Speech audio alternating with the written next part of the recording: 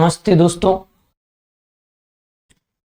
आज अपन अध्ययन करेंगे राजस्थान की लोक देवियां सेकेंड पार्ट। अब जो अपने पहला पार्ट पढ़ा है उसके अंदर लोक देवियों के बारे में अपन ने करणी माता का और औड़ माता का अध्ययन किया है। अपन जो ये पढ़ रहे हैं उसके अंदर एक भी ऐसा साहित्य क्वेश्चन या एक भी ऐसा कोई फैक्ट होगा जो बाहर से होगा। हो सकता है वीडियो लंबा हो जाए, फैक्ट ज्यादा हो जाए, पर छूटने की एक भी चांस नहीं है। दूसरी चीज, अपन कोई भी कंपटीशन की तैयारी करते हैं तो कहीं समय तक यदि पढ़ते पढ़ते रहे, इससे तो अच्छा है कि एक बार में ही उस सारे जो भी मैटर मिलता है, 3-4 जो भी अच्छी अच्छी किताबें हैं मार्केट के अंदर, उनको लेके और जहां से भी अपन को जानकारी प्राप्त की जा सकती है वहां से इकट्ठा करके एक ही बार में पढ़ने से बेहतर हो सकता है। यदि बार बार पढ़ने से ज्यादा है कि आप बार बार कंपटीशन देते रहो 4, 5, 7, 10 साल, तो इससे अच्छा है कि एक ही बार में आप पूरे छान के रख दीजिए, चाहे कोई भी सब्जेक्ट हो। जब आंखों में अरमान लिया, मंजिल को अपना मान लिया। जब आंखों में अरमान लिया, मंजिल को अपना मान लिया। फिर मुश्किल क्या आसान किया, फिर मुश्किल क्या आसान किया, बस ठान लिया तो ठान लिया। आज अपन अध्ययन करते हैं जीण माता। राजस्थान की एक महत्वपूर्ण लोक देवी है जीण माता।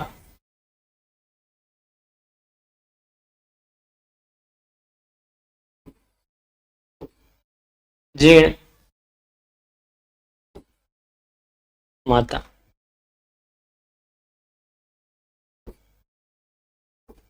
जन्म आया इनके या परिचय के बारे में अपन पढ़ते हैं। इनके पिता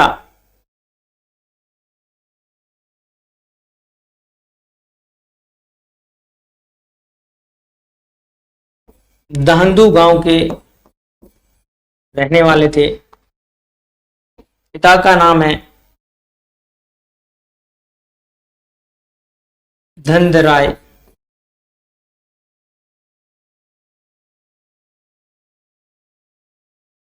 पिता का नाम धनद राय। जब जीण माता 5 वर्ष की थी और इसका भाई हर्ष 3 वर्ष का था, तब इनकी माता पिता की मृत्यु हो जाती है। कहते हैं कपिल मुनि की यात्रा या गए थे तो वहां पर उनकी मृत्यु हो जाती है। उनके बाद में बहन एक माँ के रूप में भाई का पालन पोषण करती है। उसके बाद में जब भाई बड़ा हो जाता है तो उसकी शादी करता है की जाती है। और जीण माता आजीवन ब्रह्मचारिणी रही थी। ब्रह्म ये भी ध्यान रख लेना, जीण माता आजीवन ब्रह्मचारिणी रही। एक दिन क्या होता है, जीण माता और जीण हर्ष की पत्नी दोनों में विवाद होता है। ये हर्ष ज्यादा किसको प्यार करता है, किसको ज्यादा चाहता है। तो दोनों में होता है कि पानी लेके आ रही थी तो कहते हैं कि जिसका पहले घड़ा नीचे उतारेगा वही, मान लीजिए वही घर में सबसे ज्यादा उससे ही प्यार करता है। तो आए दोनों और हर्ष ने उस दिन अपनी पत्नी का घड़ा नीचे रख दिया गया पहले। उसके बाद में रुष्ट होकर जीण माता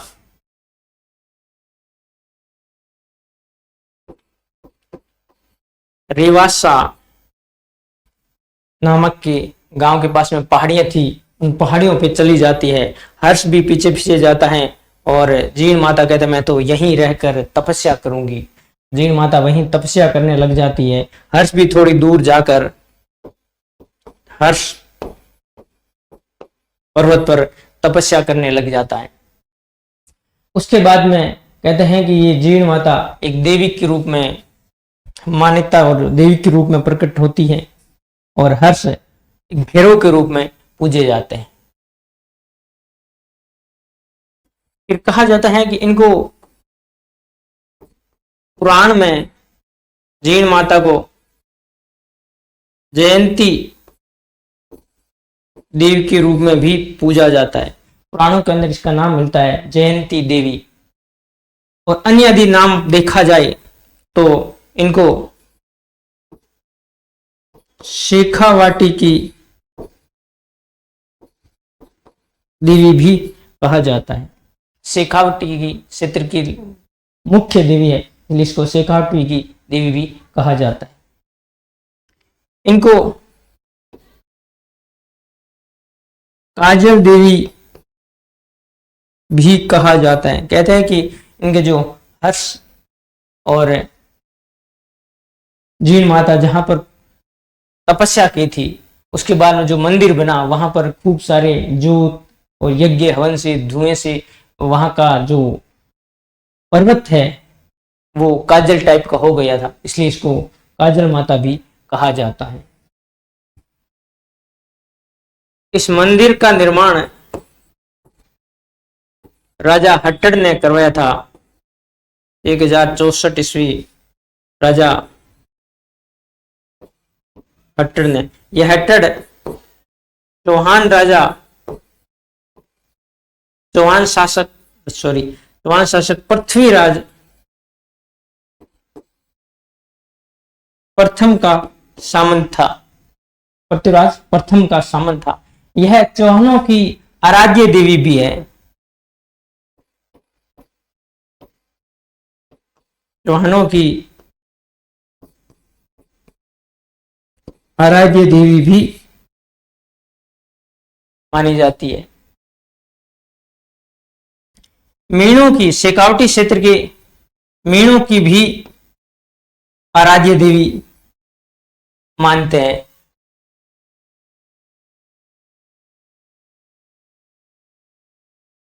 जीण माता को भ्रामरी देवी या भंवरी माता भी कहा जाता है।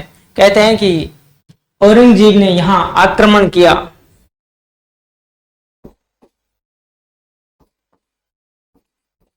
मंदिर तोड़ने के लिए। फिर यहां खूब सारी मधुमक्खियां थी और मधुमक्खियां छिड़ने के कारण सेना को काट लिया गया और सेना यहां से भाग खड़ी हुई। उसके बाद में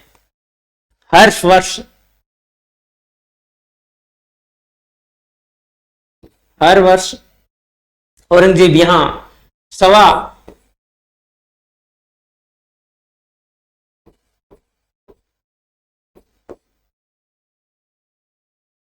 मन तेल भेजता है।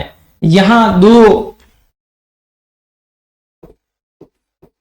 ज्योति जलती रहती है दीपक के रूप में। ये भी ध्यान रख लेना, एक घी और एक तेल का ज्योति जलती रहती है, अखंड ज्योति। और उसके बाद में औरंगजेब हर वर्ष यहाँ तेल भेजते रहे। उसके बाद में अंग्रेज भी भारत तेल इस मंदिर में भेजते रहे और अभी भारत सरकार की तरफ से भी यहाँ तेल भेजा जाता है। ये एक परंपरा हो गई है। उसके बाद में यदि देखा जाए, इसके पास में ही हर्ष का मंदिर भी है। अब 2 चीजें ध्यान रखना, हर्ष पर्वत सिक्र के अंदर है और हर्षनाथ पर्वत अलवर के अंदर है। और जो हर्ष का मंदिर है तो भैरव के रूप में पूजा जाता है।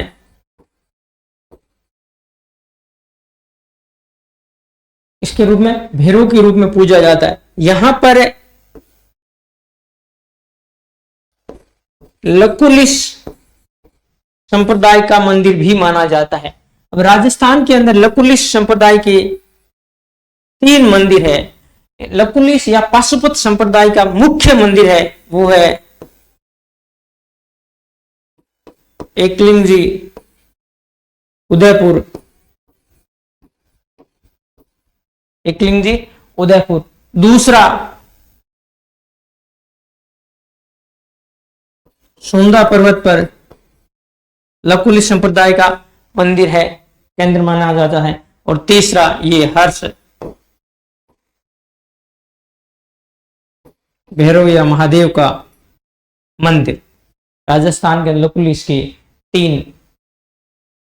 इसके बाद में जीण माता को और देखा जाए तो राजस्थान की लोक देवियों के अंदर, और यदि पूर्ण रूप से पूछा जाए राजस्थान का सबसे लंबा लोक गीत कौन सा है, तो जीण माता का गीत है। जीण माता का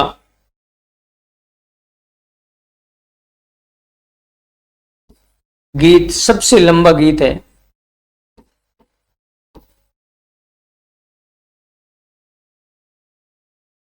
अब आपसे पूछा जाए कौन सी लोक देवता का सबसे लंबा गीत है, तो ध्यान रख लेना रामदेव, रामदेव बाबा। लोक देवताओं में रामदेव बाबा और लोक देवियों के अंदर है जीण माता का, और दोनों में लोक देविया और लोक देवताओं के अंदर तो जीण माता होगा। यह गीत कनफटे जोगी, जो नाथ संप्रदाय के होते हैं जोगी,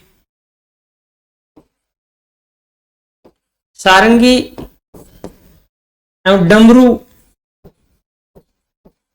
के साथ में गाते हैं। सारंगी एवं डमरू के साथ में यह गीत गाते हैं। सबसे लंबा गीत है जीण माता का। तो यह मुख्य फैक्ट यदि देखा जाए जीण माता के बारे में। और जीण माता में यदि देखा जाए तो जीण माता का जो मंदिर है और मूर्ति है वो अष्टभुजी है, अष्टभुजा प्रतिमा है, आदम कद की। और राजस्थान का एकमात्र लोक देवी का मंदिर है जिसका मुख्य द्वार, मंदिर का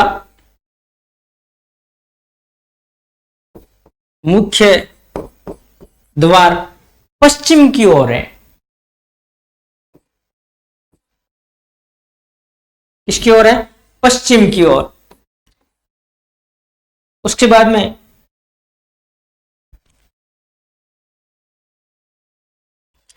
इनके जो मंदिर है यहां पर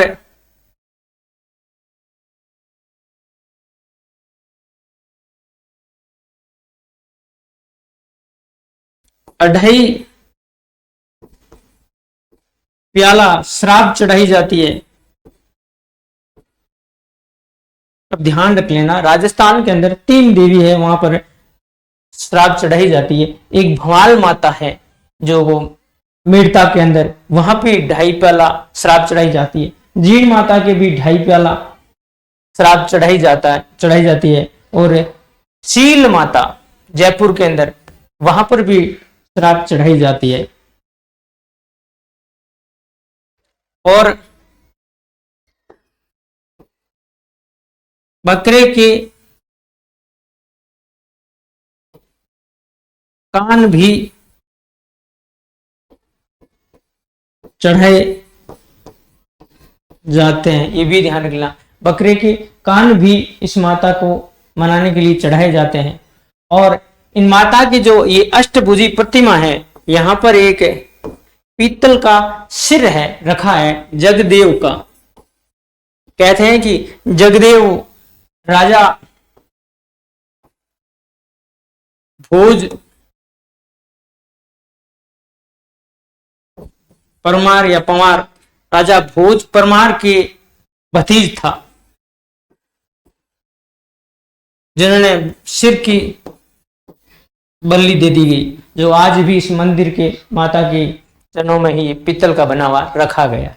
तो ये मुख्य जो जीण माता के बारे में था अपने अध्ययन किया है। के बाद में अगली माता यदि पढ़ा जाए तो आई माता।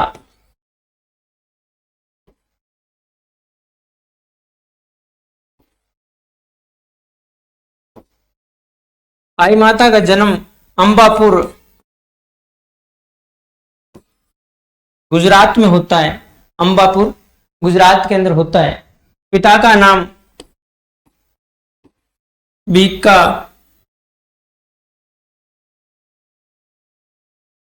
डाबी राजपूत थे।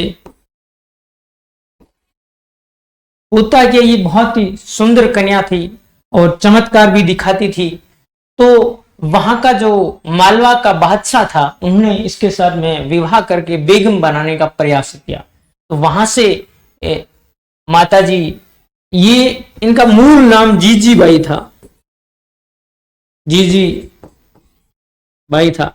ये बिल्हड़ा आई इसलिए इसका नाम आई माता रख दिया गया। यहां आकर उन्होंने तपस्या की और एक देवी के रूप में स्थापित हुई, एक मान्यता के रूप में। और यह मानी बाई या दुर्गा का अवतार माना जाता है। मानी बाई या दुर्गा का अवतार माना जाता है। यहां आने के बाद में इन्होंने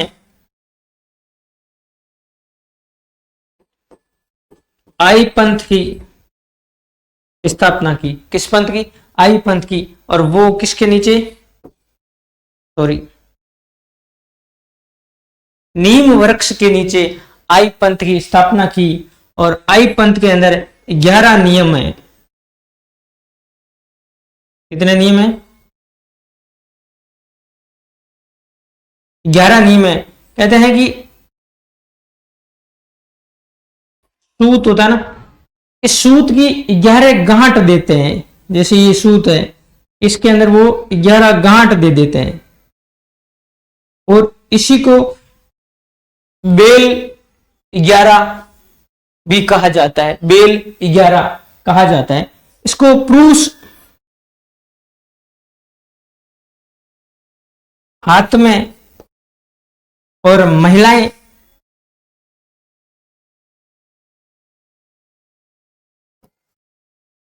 गले में रखती है।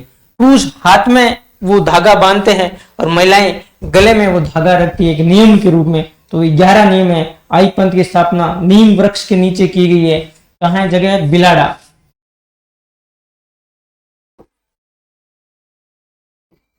बिलाड़ा। और इसके बाद ये रामदेव जी की शिष्या है।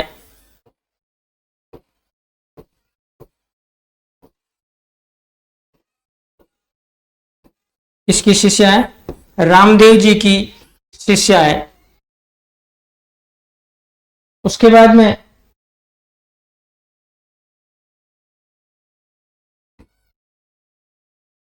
आई माता के मंदिर में गुर्जर जाति के लोग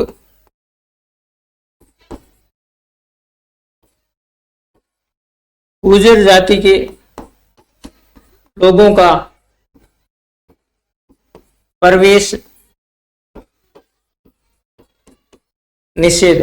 गुर्जर जाति के लोगों का प्रवेश इसमें निषेध है। और यहां कहते हैं आई माता उसके बाद में एक ज्योति, दीपक की ज्योति के अंदर विलीन हो जाती हैं। तो यहां पर दीपक की ज्योति से दीपक की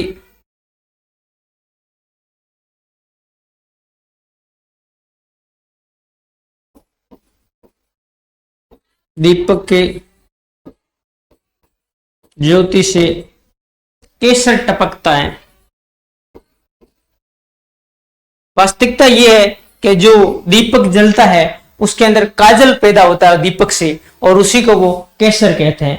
अब आपसे पूछा जाए कौन से मंदिर के अंदर केसर चढ़ाई जाती है, बताओ? या केसरिया देव मंदिर, ये भी है धुलेव के अंदर। अफीम किसको चढ़ाई जाती है?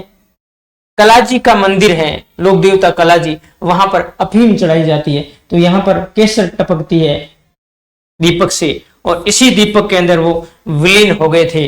और इन्हीं की आज दिन में मूर्ति की पूजा नहीं की जाती है। मूर्ति पूजा नहीं की जाती है। इनकी एकमात्र तस्वीर है, उसकी पूजा की जाती है। उसके बाद में इनके मंदिर को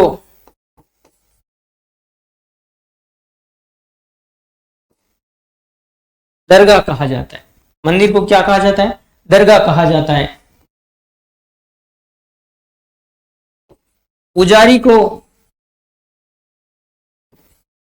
दीवान कहा जाता है। पुजारी को क्या कहा जाता है? दीवान कहा जाता है। और थान को बढ़ेर कहा जाता है। थान को क्या कहा जाता है? बढ़ेर कहा जाता है। इनका प्रथम दीवान आई माता स्वयं ने नियुक्त किया है। उसका नाम क्या है? गोविंद दास। जो माधव दास का पुत्र था गोविंद दास, उन्हीं को प्रथम दीवान आई माता खुद स्वयं ने किया है नियुक्त। इसके बाद में और इसमें अध्ययन किया जाए, ये सीरवी जाति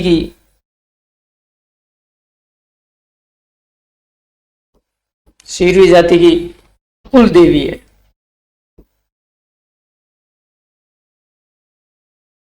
किस जाति की कुल देवी है?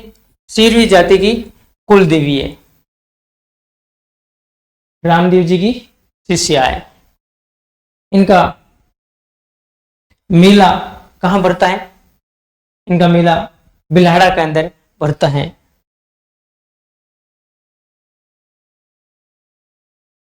यहां पर एक बैलगाड़ी भी है जो जितने भी सीरियों के गांव हैं वहां पर घूमती है, और वो एक दर्शन के रूप में पवित्र माना जाता है। तो ये था आई माता। आई माता के बाद में एक दो और देवी को अपन अध्ययन करते हैं। ब्राह्मणी माता। ब्राह्मणी माता का मंदिर कहां है? शोरसेन अंता 12। ये विश्व की एकमात्र देवी है जिसकी पीठ की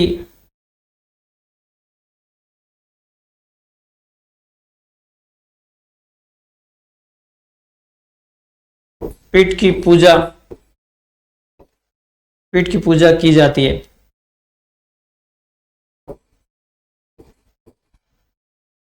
इनका जो पुजारी होता है, पीठ की पूजा की जाती है अंता। और यह कुम्हार जाति की कुल देवी है। कुम्हार जाति की कुल देवी है।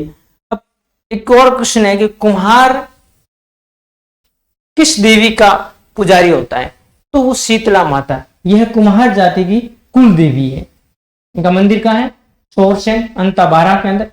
यहां एक गधों का ध्यान रख लेना, गधों का मेला भी लगता है। एक मेला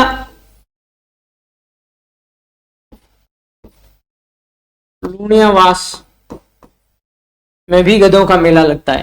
दूसरा आपसे पूछा जाए गधों का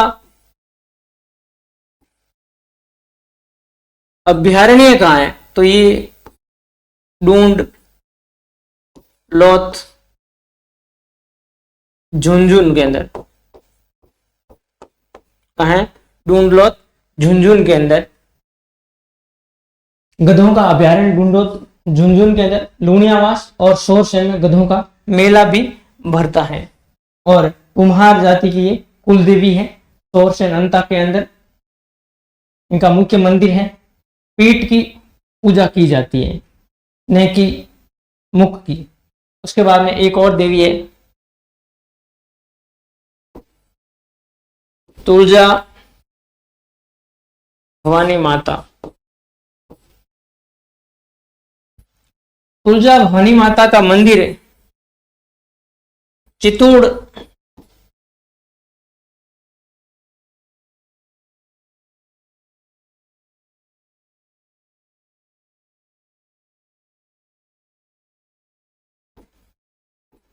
चित्तौड़ दुर्ग के अंदर है। कौन से दुर्ग के अंदर है? चित्तौड़ दुर्ग के अंदर। इस मंदिर का निर्माण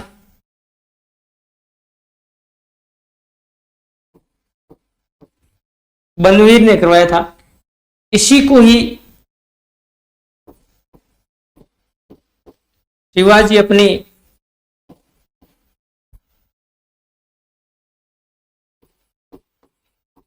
कुल देवी मानते थे। शिवाजी की कुल देवी कौन है? तुलजा भवानी माता। मंदिर का निर्माण किसने करवाया? बनवीर ने। इसको तुलजा इसलिए कहा जाता है कि बनवीर ने स्वर्ण का, सोने का तुला दान किया था, अपने वजन के बरोबर तुला दान किया था इस मां भवानी माता के मंदिर में, मूर्ति और आभूषण पूरा मंदिर में बनाने के लिए। इसलिए इसको तुला दान के कारण इसको तुलजा भवानी माता कहा जाता है। चित्तौड़ दुर्ग के अंदर मंदिर है और शिवाजी की ये आराध्य देवी है। तो अब वापिस अध्ययन कर लेते हैं अपन। जीण माता धांधु गांव की धनराय की पुत्री थी। उसके बाद में धनराय और पत्नी की मृत्यु हो जाती है। उस समय जीण माता 5 साल की और हर्ष 3 साल का था। जीण माता ने इसका पालन पोषण किया मां के रूप में, और उसके बाद में बड़ा होता है हर्ष, उसकी शादी कर दी जाती है। एक दिन दोनों में आपस में, हर्ष की पत्नी और जीण माता में विवाद होता है कि हर्ष मुझे ज्यादा चाहता है, वो कहती मुझे ज्यादा चाहता है। इसके बहाने दोनों कहते हैं कि जिसका घड़ा पहले जो पानी से आ रही थी लेके, तो वो जिसका घड़ा पहले नीचे रखेगा वो उसी को ज्यादा चाहता है और वही इस घर में रहेगी। के बाद में हर्ष ने अपनी पत्नी का उस दिन घड़ा नीचे पहले रख दिया, तो जीण माता रुष्ट होकर चली जाती है और वो तपस्या करने लग जाती है। ये इनका मंदिर है जो रेवासा गांव, रेवासा पहाड़ियां है और कछोर गांव है, कोछोर, कोछोर। हर्ष भी वहां गया और तपस्या करने लग गया, और हर्ष भी हर्ष भैरव के रूप में पूजा जाने लगा।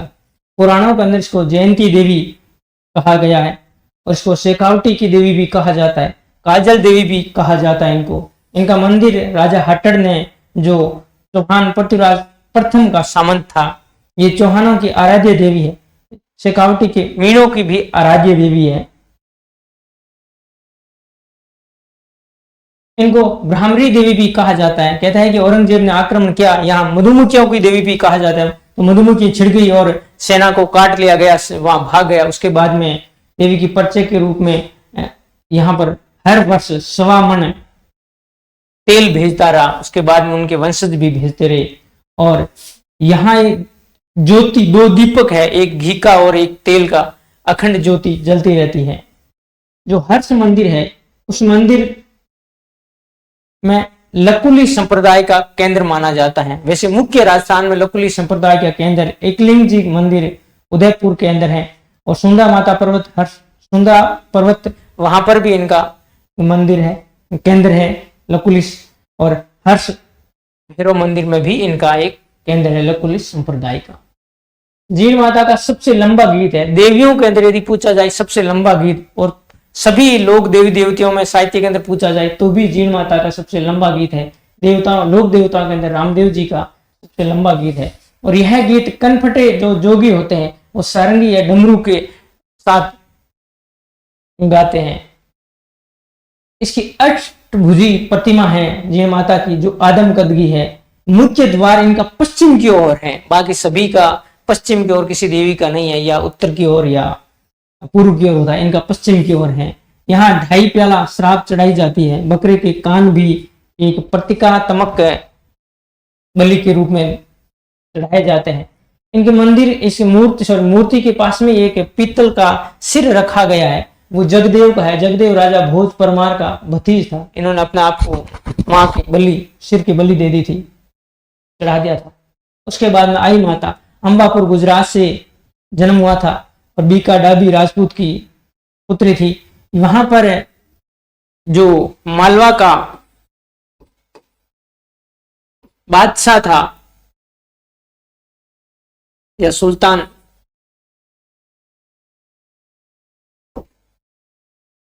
उसने कहा कि मैं इसके साथ बेगम बनूंगा, तो वहां से ये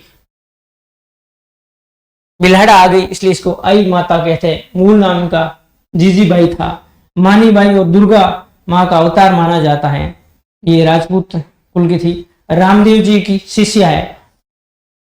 उसके बाद आई पंथ की स्थापना की थी नीम वृक्ष के नीचे, और इनके 11 नीम है, और सूत के जो सूत होता है उसके 11 गांठ दे देते हैं, और इसी कारण इसको पुरुष होता है हाथ में और महिलाएं गले में रखती है, और इसी नियम को ही क्या कहते हैं, आई माता के 11 बेल कहा जाता है। उसके बाद में यह सीरी जाति की कुल देवी है। सीरी जाति पहले राजपूत कर्षक जाति थी, और इस मंदिर में गुर्जर जाति का प्रवेश लोगों का निषेध है। दीपक के ज्योति से केसर टपकती है, और मूर्ति पूजा नहीं है यहाँ, एकमात्र तस्वीर है, मूर्ति पूजा यहाँ नहीं है। एकमात्र क्या है, तस्वीर की पूजा की जाती है। अब मंदिर को दरगाह कहा जाता है, पुजारी को दीवान कहा जाता है। पहला दीवान स्वयं में आई माता ने गोविंद दास को नियुक्त किया था, और थान को बढेर कहा जाता है। उसके बाद में ब्राह्मणी माता शोरशेन अंता 12 के अंदर मंदिर है। पीठ की पूजा की जाती है। इनका जो पुजारी होता है कुम्हार होता है। और लूणी, यहाँ पर भी शोरशेन में गधों का मेला भरता है, लूणिया मास में भी गधों का मेला भरता है, और गधों का अभ्यारण्य झुंझुन में है।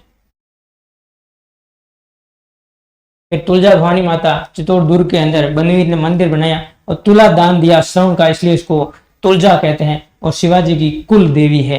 तो आज अपन ने मुख्य 2-3 देवियों के बारे में अध्ययन किया है। बाकी बचे हुए नेक्स्ट वीडियो के अंदर